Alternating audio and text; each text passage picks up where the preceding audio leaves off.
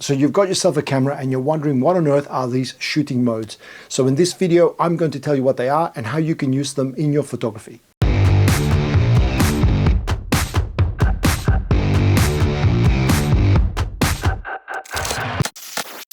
Hey everyone, and welcome back to Ministry of Photo. And if this is your first time here, my name is Dan Quintero and I make videos about cameras and photography. And today I'm going to give you a bit of a crash course on the different shooting modes that are available on your camera. And if you still don't know what I'm talking about, on most cameras you're going to find a dial like this one here.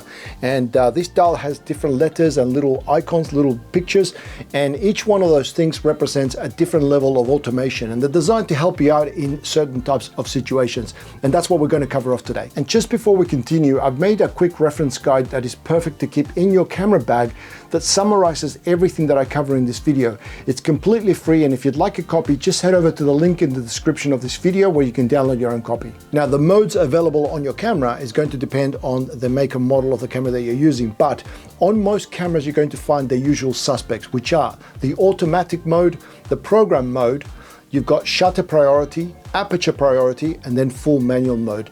And additionally, you're going to have some specialty ones and also some programmable ones, but we're going to cover those off in a different video. Now, before we get started, if you are enjoying this video or you're finding it useful, please don't forget to click the like button and subscribe to the channel. I know that most of you are not going to do this, but if you are one of the people that clicks the like button or subscribes, then thank you very much. Now let's get back to the video. Okay, so just before we get started, let's take 30 seconds and talk about some principles and some components that are going to be relevant in the shooting modes that we're going to cover. And exposure is made up of three different things. You've got your shutter speed, you've got your aperture, and you've got your ISO. And in the context of what we're talking about in these shooting modes, the shooting modes are either going to control one of those things, all of those things, and none of those things. And I'll go through it in each individual mode. Okay, so let's talk about the automatic mode. And in your camera, this is probably going to be labeled as a little green square, or it might have the word auto on it. And in this mode, you're not going to have access to change any of the settings in your camera. The camera is going to set everything for you. All you have to do is point your camera at your subject, compose the photograph, and push the shutter button. And in most cases, this is going to give you a correctly exposed photograph. Okay, so next we have the program mode, and on your camera, it's probably going to be labeled as a P.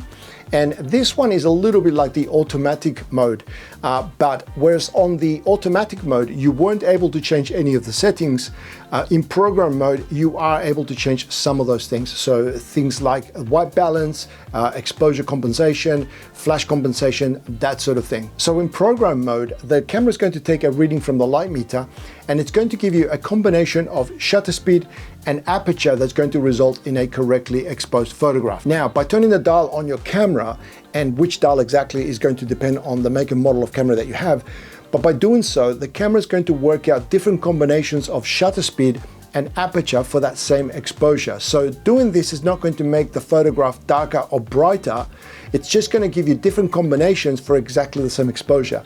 If you do want to make the photograph darker or brighter, you're going to have to use exposure compensation, which on most cameras is going to be labeled with a button with a plus and a minus sign on it, or a dial that looks like this one here.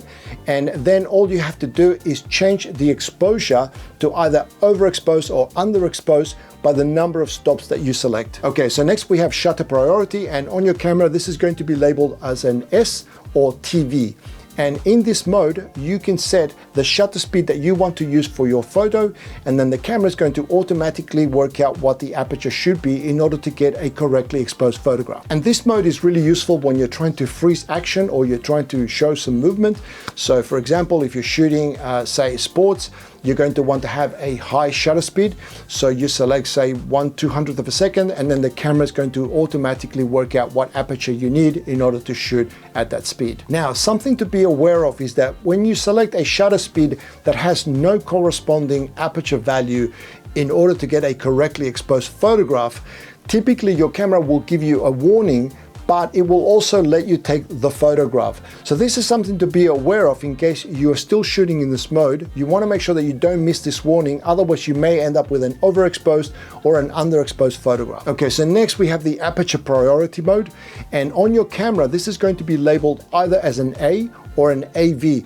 And in this mode, you give the camera the aperture value that you want to use, and it's going to calculate the shutter speed that it needs in order to get a correctly exposed photograph. So this mode is really popular with professional photographers because the aperture is what you use to control the bokeh of a photograph. And if you don't know what that is, it's the parts of the photograph that are out of focus. So portrait photographers really like aperture priority because it allows you to focus on the subject whilst the background goes into this dreamy, soft, out of focus.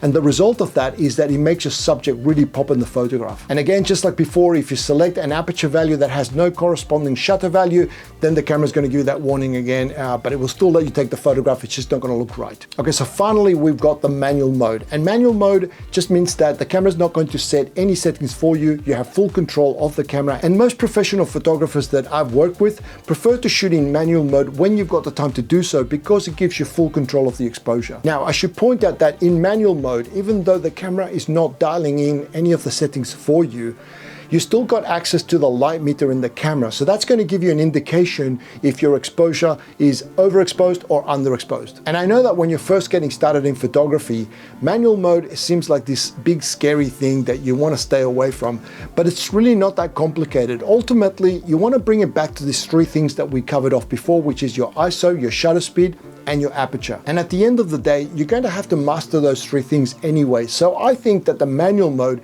is actually a really good mode to experiment with, because it's going to show you immediately how changing those settings affects the look of your photo. So I hope that this video has given you some clarity on the different shooting modes of your camera. But if you do have any questions, make sure to pop them in the comment section below, and I'd be happy to help you where I can. And again, if you enjoyed this video or you found it useful, please don't forget to click the like button. And if you want to see more content like this, make sure that you click the subscribe button and the notification bell, and that way you'll be notified when I upload a new video. And a reminder that if you want to download the guide that goes along with this video, head over to the link in the description of this video where you can download your own copy.